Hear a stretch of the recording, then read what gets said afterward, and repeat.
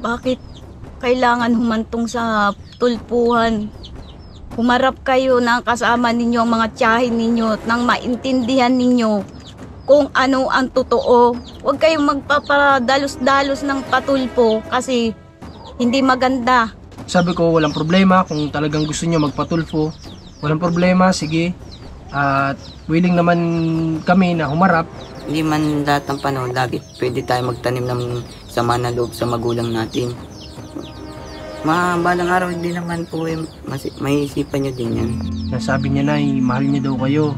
Salamat mga anak, mahal ninyo. Why can't we for once take a chance with me? Oh, why can't you for once? Magandang hapon sa lahat ng manonood natin dito sa ating mga platform, sa ating Facebook page, maging sa ating YouTube channel. Maraming salamat sa patuloy nyo na panonood dahil nakikita ko po na utay-utay kahit paano ay dumadami tayo sa ating community. Ngayon kasama ko si Commander, si Rans Vlog, tapos yung anak namin kasama na rin namin pag-charity. Ayan, say hi! Hi, it is Marshmallows. Kasama na namin kasi wala siyang nag-aalaga, so kasama na namin siya magpaabot ng tulong. Ngayong araw dito kami kala Nanay Glyza para kamustahin siyempre sila at yun nga, may babalita tayo sa kanya. Tao po. Nay, kamusta? Ilang po. Si Tatay Budoy, saan po? Nasa baba po. Sa? Nasa baba po. Saan pong baba na, Nay? Sila Kalando. Sa pinagkakalakalan niya?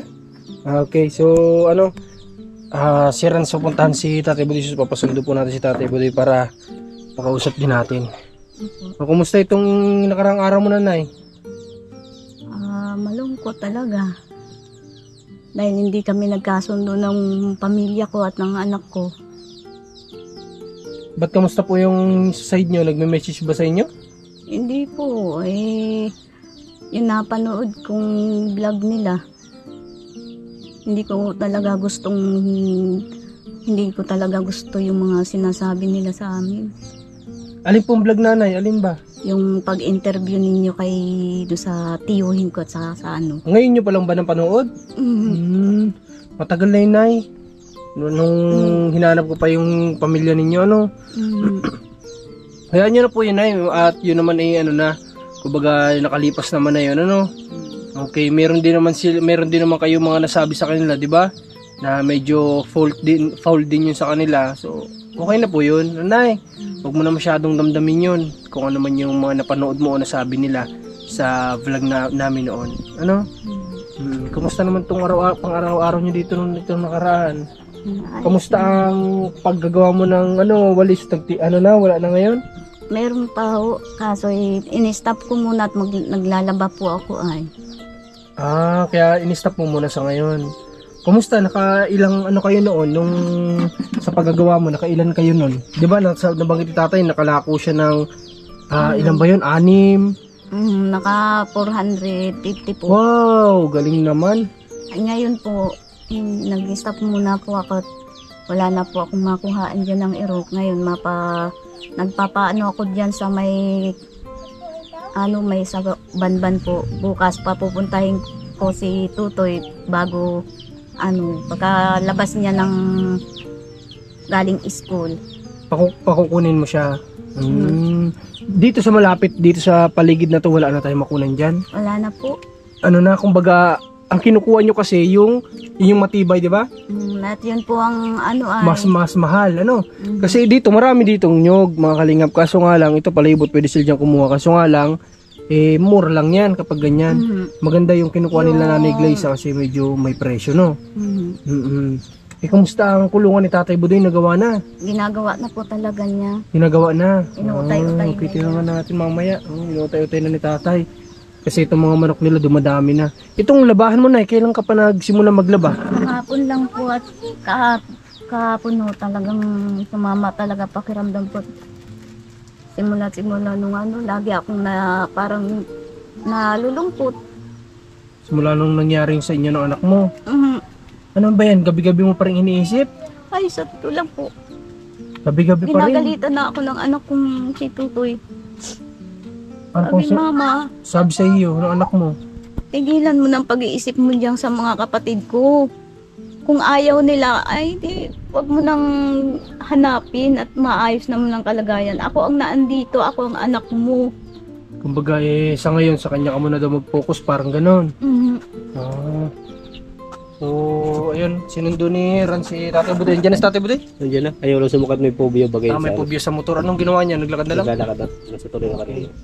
So, Nanay Glyza, ito pong nakaraang araw sa nung nangyari sa anak ninyo, no?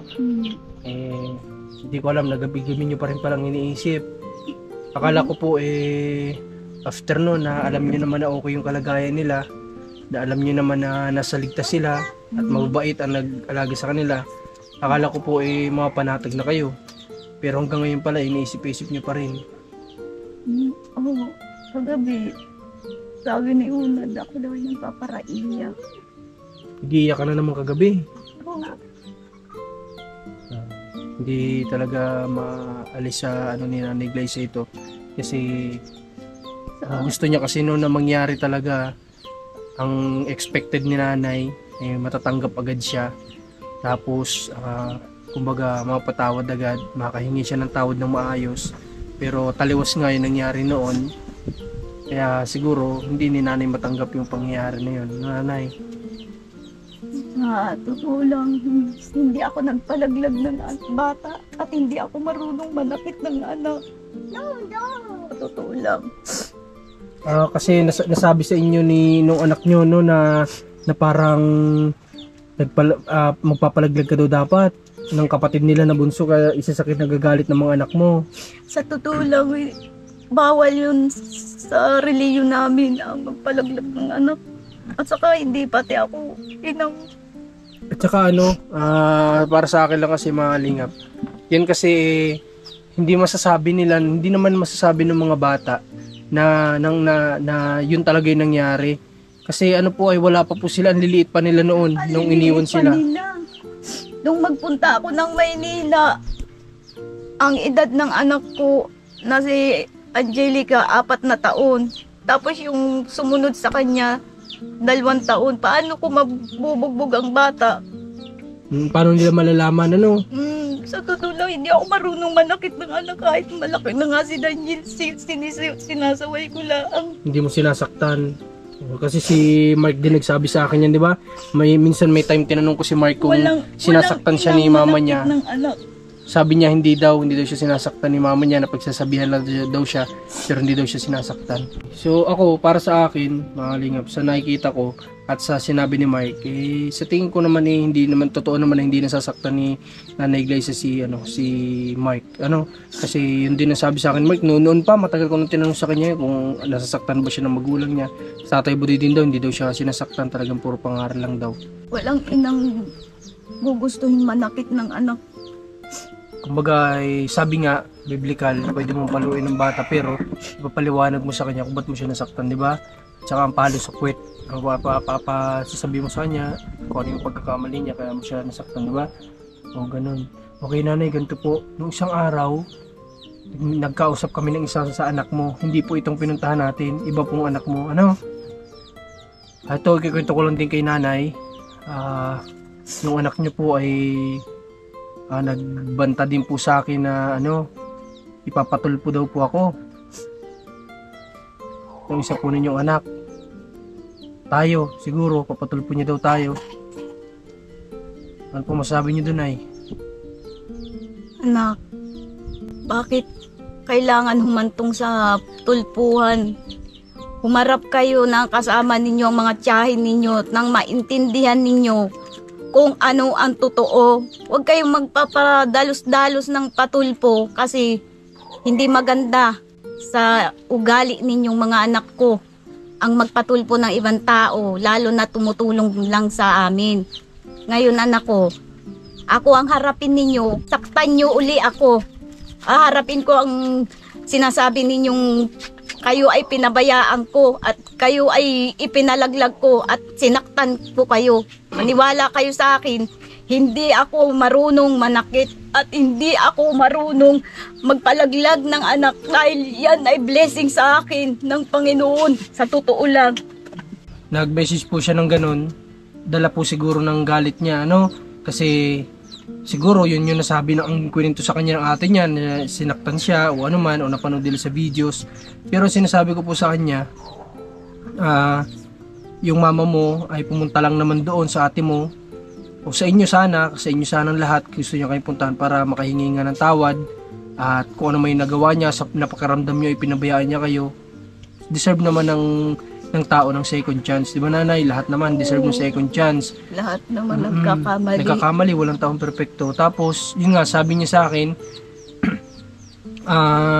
ba't ko daw po kayo pinagkakakitaan, ganun.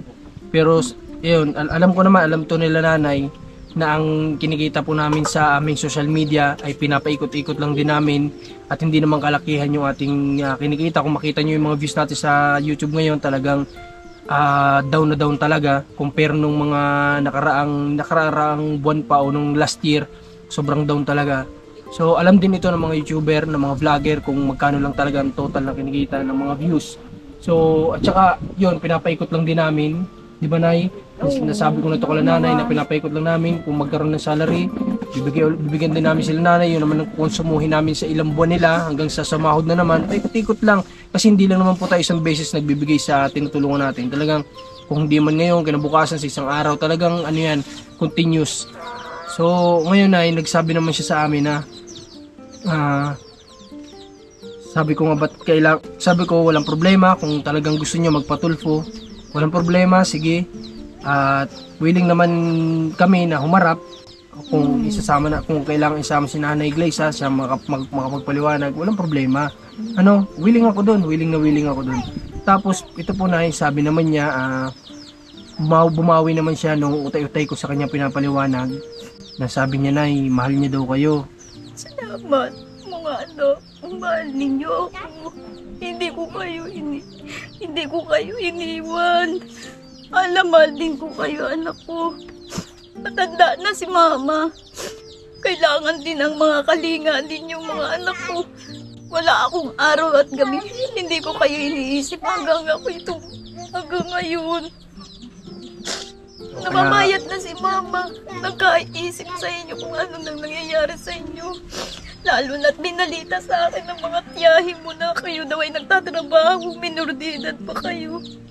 Hindi na ako nakakatulog at hindi rin ako nakain. Alam mo na, ramdam ko itong isa mong anak, ayaw kong pangalanan. Mas malambot po yung puso niya, nay. Mas mabait po ito. Kumbaga, lahat naman siguro sila may mabait. Pero ito nga lang, mas malambot yung puso niya. Sabi niya, mahal na mahal ko si mama. Kaso nga lang, hindi ko pa kaya sa ngayon.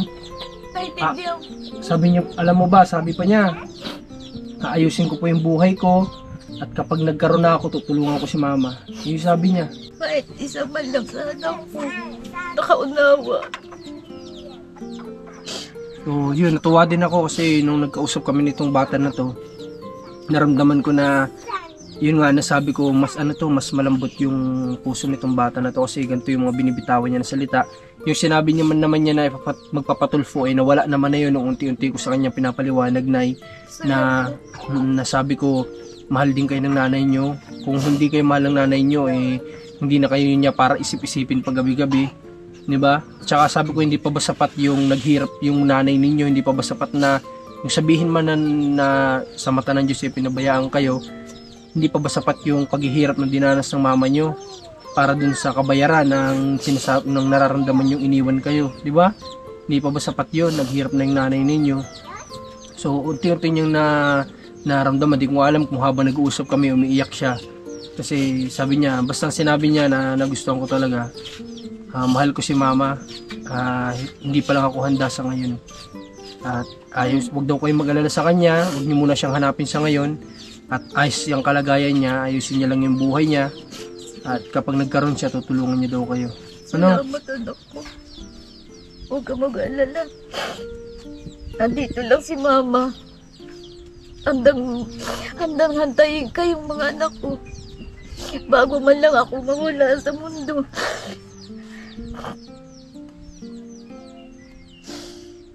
panatag na kalooban ko kahit isa man lang sana ko Makaunawa, ano? nakaunawa.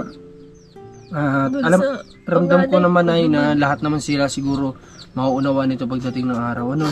Yun nga lang, sana hindi pa huli yung lahat bago nila maunawaan o lumambot yung puso nila sa inyo, ano? Oo. Okay.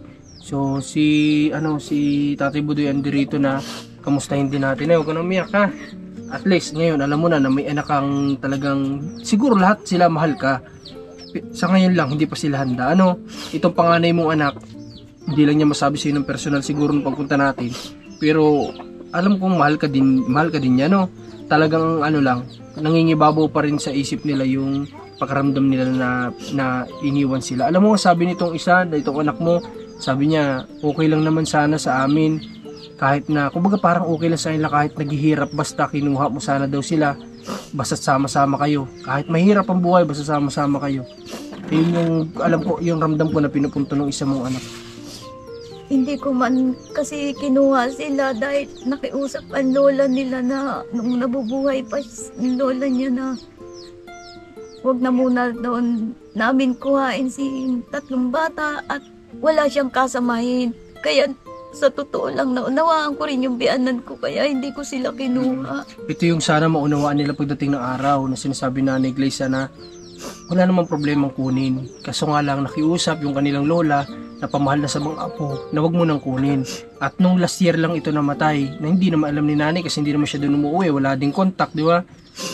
Kasi nung time na yun nagpunta doon yung mga tiyuhin ko sa junk shop, tinanong ko kamusta na yung mga bata. Sabi okay lang.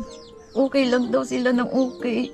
2 beses na nagpunta yung tiyuhin ko sa yung pinsan ko. Tinanong ko yung mga anak ko kung ano ng kalagayan. Okay lang din. Yung sinasagot nila okay lang.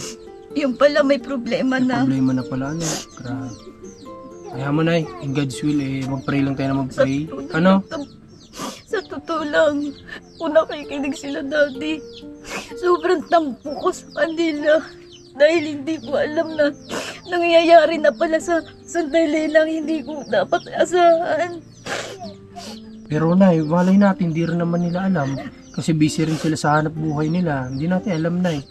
Kaya sa ngayon, para mas lumog yung pakiramdam mo, huwag mo muna isipin yung ganun. Ano? Gawin mo muna positive. Isipin mo, baka hindi din nila alam. Ano? Malay natin may mga kanya-kanya silang pamilya po. May kanya-kanyang business na inaasikaso. Kaya hindi rin sila lagi nakapokus dun sa kalagayan ng mga bata. Kasi siguro palagay din sila na nasa ama. Baka okay, ganito ganyan. Kaya alisin mo muna para mas gumaan po yung pakiramdam mo. Ano? Okay, sige Nay. Kamustahin ko muna si Tatay Budoy. Tatay Budoy, ikaw, kumusta ka? Ito po, okay lang po. Kadarating ko lang po. Ha? Kadarating lang. Oo nga, kamusta po? Ba't ngayong araw naglalakad lang kayo? Ay, nag-aatay po kasi kami ng pera ni boss. Kanina pang umaga, wala hanggang ngayon. Nandiyan na po ba yung boss ninyo? Wala pa? Nandiyan na po kasi lang, wala pa pera. Ay, ganun. Kaya paano? Hindi na naman kayo mabibigyan. Hindi na nga po. Grabe naman yan. Kaya pala napansin kasi ngayong araw, puro practice na lang kasi. Mark, tapos na exam nyo? Opo. Tapos na exam kasi nila Mark ngayon, puro practice na lang sa sayaw. Practice nga Kaya po. pala kaninang umaga pa si Mark daw nakita ni Rans dun sa pinagtatrabahuhan at may inaantay ka din bang Opo. Oo. Kaya pala kanina pa itong umaga ni Rans daw doon nakita. Sabi ko nga, ba't hindi pumasok? Nalaman ko naman doon kay na puro practice na lang ngayon kasi tapos na exams nila. Baka hindi lang si Mark nag-practice ngayon kasi nga inuna niya makuha dapat yung pera. Kaso bigo na naman yata itong mag-ama. Kaya nga Hindi po, pa wala. nga po kami nakain ng umagaan hanggang ngayon po. Grabe naman. Kaya po ang ano lang namin, yung chance po namin lubog na po. At yung boss din po Dapat namin ay nag-uwi na lang muna kayo dito kaninang tanghali. Kaso inantay nyo talaga doon. Nagantay po kami doon. Dapat nag-uwi na lang muna kayo dito at nang nakakain man lang kayo. Grabe naman. Sana naman din po kakainin. yung ganito kahit pa paano naman sana may konsiderasyon yung kasi nadidelay sila, nawawalan sila ng ng allowance. Nung nag-exam po po, Lunes hanggang Miyerkules po. Okay, 3 beses ka nag-exam. Kasi ito naman si Mark, exam na lang siya na exam kasi fully paid na po yung buong taon niya sa school kaya dire-diretso lang yung yung pagpasok niya. Okay. Ikaw Mark, may gusto ko ba sabihin sa ate mo na, ay kapatid mo na ito nagsasabi nga na mahal niya naman to si mama niyo, kaya lang di pa siya handa. Anong gusto mo sabihin sa kanya? Salamat din po at magana rin po ang loob ninyo at naunawaan nyo din ang ni mama. Sana habang buhay pa si mama, humingi lang kayo ng tawad at hindi habang panahon buhay pa magulang natin. Ang matanda nga ay kapag sumuko ang lahat ng katawan niya, o di kaya ang ulo niya, namamatay yan. Pero hanggat pa si mama buhay pa ay nangangako man ako sa inyo na mapatawad nyo man yan. Sana bilang bunso nyong kapatid ay ako na lang din nagsasabi sa inyo, hindi man lahat ng panahon lagi pwede tayo magtanim ng sama na loob sa magulang natin. Balang araw hindi naman po may isipan nyo din yan mga ate, may isipan nyo din po yan ayahin ninyo at Sana sana dumating yung time Mark na mapatawad na nila. Kasi nga sabi ni Mark ay si mama nila ay hindi pa bata, papunta sa pagtanda. So kumbaga yung maiksing panahon na yun, kasi ang buhay nga ng tao maiksi lang, yung maiksing panahon na yun ay sana makapiling na nila ni Iglesia man lang, o magkaroon man lang na nabibisita man lang siya. Kung talaga ang gusto nila doon sila sa malayong lugar magtrabaho, tumira, yung mabisita man lang si Nanay Iglesia. Alam ni Nanay Iglesia na okay na sila at may bibisita sa kanya anytime, di ba? opo. Okay. So, sige. Ngayong araw na Nanay Iglesia, may dala kami ditong pang konsumo nyo, Opo. Okay, kasi nung nakaraan last time, Di pa nga po kami natakain po nga. nung last time kasi ubos na yung bigas nila. So ngayon may dala ulit tayo dito. Tara, kunin natin.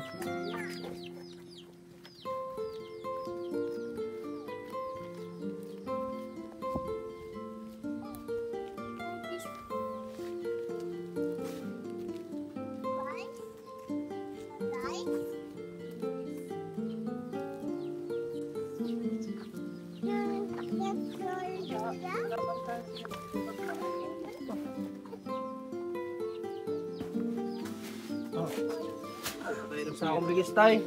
Tapos may grocery kayo dito, ha? May mga grocery kayo dito. Ibang naman ito.